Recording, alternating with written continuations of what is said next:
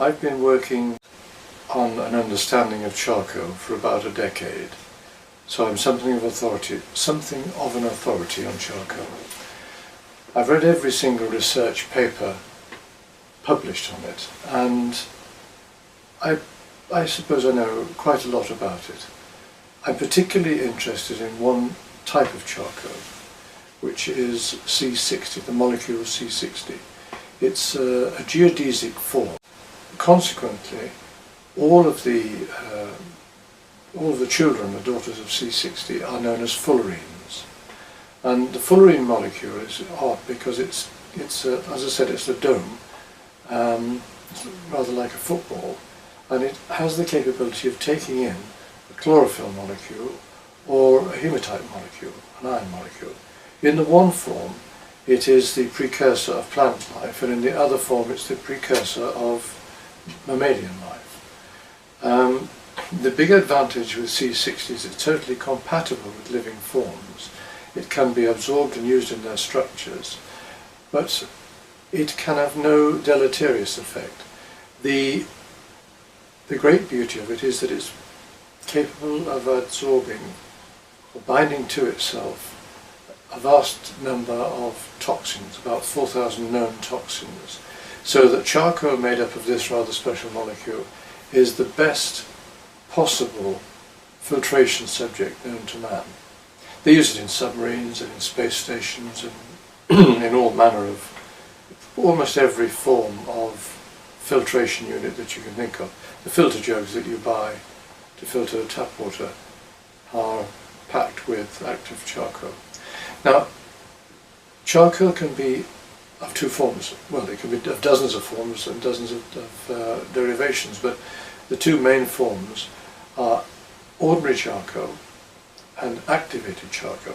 Activated charcoal is charcoal which has been made by a process whereby they cook, usually it's made up of coconut shells, cooked at several thousand degrees centigrade with steam, and then acid washed to come to the final product. So it's a highly industrialized product. It's very, very adsorbent, much too adsorbent in my view for use in mammal systems or for use over a longish period. It's fine for short-term use to take toxins out, but it's not good for long-term use. The other kind of charcoal, the one which I specialize in, is derived from hardwood, which is the highest proportion of the C60 molecule that we're aware of on this planet. And that form of charcoal is, once again, a buckyball, a fullerene, a C60 molecule, but it works at a normal level, it works at a normal pace. That is to say, it isn't aggressively absorbing everything, it's just absorbing things at an organic rate. I think that's much better because that's what we evolved with. And we evolved using this particular charcoal. I believe actually that this C60 charcoal is a fundamental molecule involved in our evolution, because I think that as bipedal primates we would walk around the place eating shoots and roots and nuts and flowers and all manner of berries and that kind of thing, and because of the very high amount of secondary compounds in a lot of the things that we ate, secondary compounds are poisons, which plants put in their leaves to protect themselves. Because there's a high incidence of secondary compounds, we would have begun to eat charcoal to settle our stomachs and to take the poison out. And you see that behaviour in the monkeys in Madagascar to this day. They'll steal charcoal from the charcoal burners' fires or from their packs and eat it, because their diet is preponderantly lantana, and that has a lot of secondary compounds in it. So they know that by eating the charcoal they're self-medicating, they're keeping themselves clear of poisons. And you get a number of instances like that.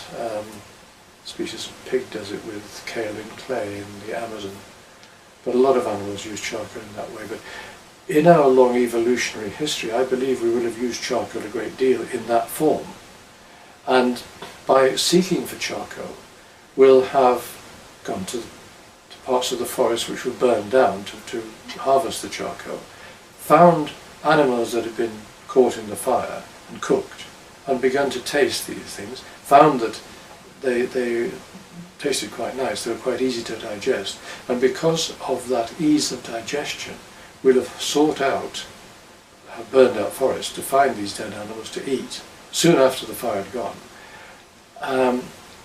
Meat gives a higher level of energy. It also brings with it dozens of problems, but it brings with it a higher level of energy, and therefore you don't have to eat as much. You don't have to eat 83% of the time as we did prior to that. You eat, well, more or less when you can, but you're not eating all the time. Consequently, you've got leisure, and with leisure comes curiosity. With curiosity comes tool use, and slowly becomes a bigger brain. So I think that we owe charcoal, one of the stepping stones to our large brain is charcoal. It's just my theory, but no way of proving it. But it's an interesting theory anyway. Going back to the use of charcoal to this day, we ingest, quite accidentally, 200,000 different poisons that we've made in our chemical industries over the last 50 to 200 years.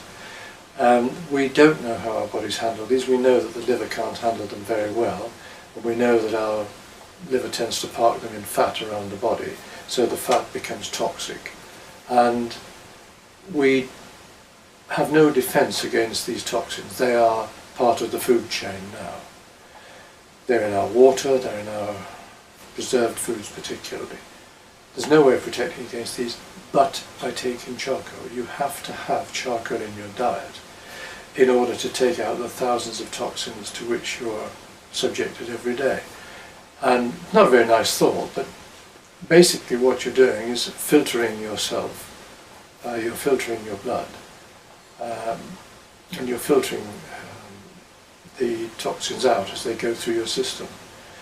And a chap called Frokis in Russia has proved that mice live an awful lot longer if they're fed charcoal as part of their diet. And there's all sorts of research which shows quite clearly that charcoal prolongs life. And if you think about it, if your immune system doesn't have to fight quite so hard against all these toxins it's taking in, then it can do its job better and you can live longer. And that's my approach to taking charcoal. I take prodigious amounts. I'm 73, I'm fit and well. I don't suffer from any of the diseases of old age, and I don't intend to. I take a lot of other things as well, but that's by the by. One of the main dietary influences I have is charcoal. What charcoal does is it binds molecules of other substances to its surface. It seems to do it selectively. I have no good explanation as to why, but it seems to bind mainly toxins. It doesn't bind proteins, and it doesn't bind any of the secondary, any of the things that are good for us. It seems to reduce competition at the cell wall for nutrients, so you actually get better nutrition when you're taking charcoal. You do better from your ordinary diet. And this effect is achieved by strengthening the van der Waal forces. Van der Waal forces, or London forces, are what charcoal uses to bind toxins to its surface.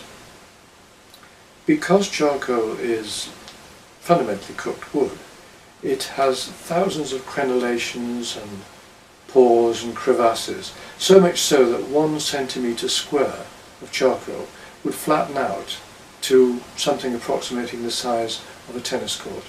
And if that's hard to grasp, take a large piece of silver paper and scrunch it up to a very small ball, and you'll see what I'm talking about. That huge surface area is embodied in a very small amount of charcoal. By milling the charcoal up into 0.5 to 1 milligram, 0.5 to 1 mil granules, it's increasing the surface area yet further and making it that more biocompatible. So the best thing I can say to you, if you want to live longer, digest your food better, settle your stomach, and have done with things like irritable bowel syndrome, Crohn's disease, colitis, acid reflux, then you should certainly try taking charcoal. You'll find that it helps enormously. It doesn't cure anything.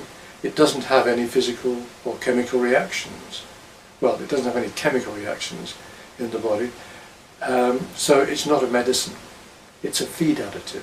But added to your feed, it will make you a damn sight more, it will help you become a damn sight more healthy. I hope that helps.